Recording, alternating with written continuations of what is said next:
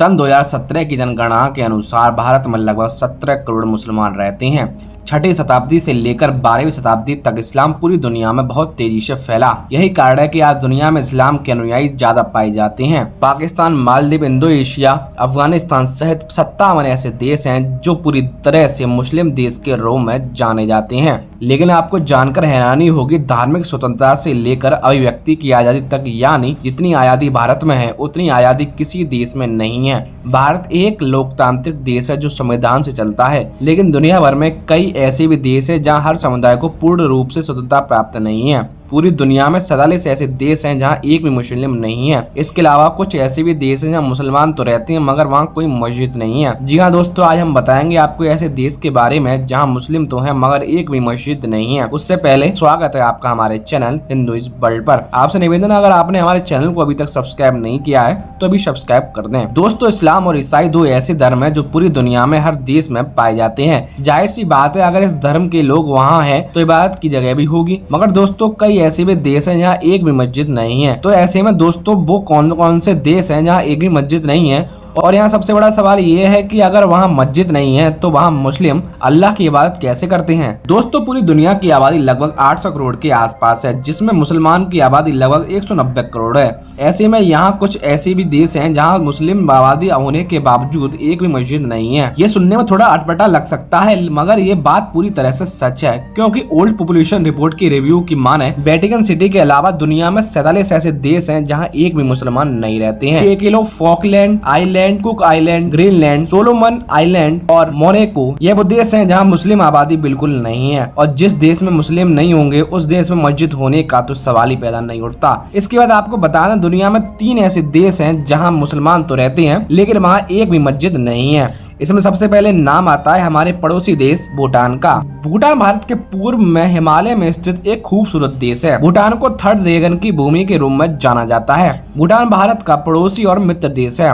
भूटान में ज्यादातर आबादी गांव में ही रहते हैं। ये एक ऐसे देश है जहां कोई बेघर नहीं है। इसके अलावा यहाँ की सरकारें निवासियों का स्वस्थ खर्च भी निर्वहन करती हैं। भूटान को सबसे कुशल देशों में गिना जाता है। यहाँ की सरकार सबको घर तथा भूखा न रहने की गारंटी देती है। इसलिए आपको देश में ना तो भिखारी मिलेगा ना ही कोई बेघर मिलेगा। सबसे बड़ी बात, यहाँ किसी का इलाज बिल्कुल मुफ्त में किया जाता है। अगर दवाओं का खर्च भी सरकार उठाती है। वर्ष 2008 में लोगों की आंतरिक शांति का ख्याल रखने के लिए सकल राष्ट्रीय खुशी समिति का गठन किया गया।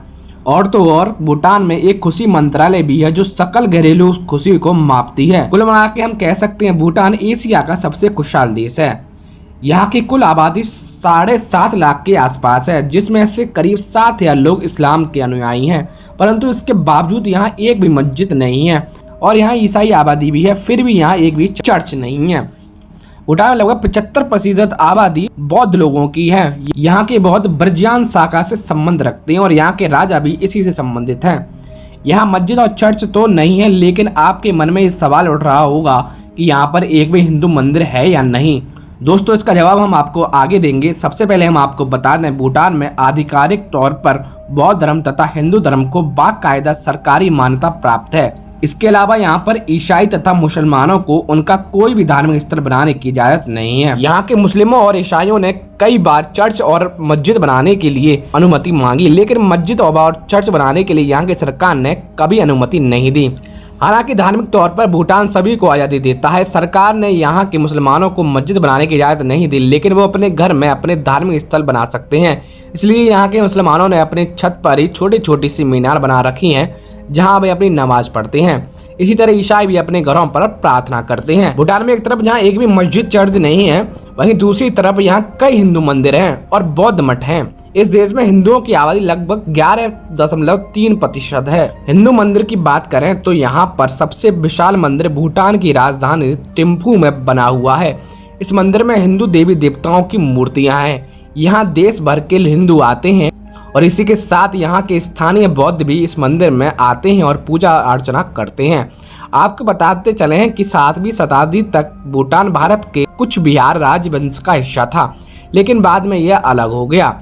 इसके बाद ये बौद्ध धर्म में तब्दील हो गया।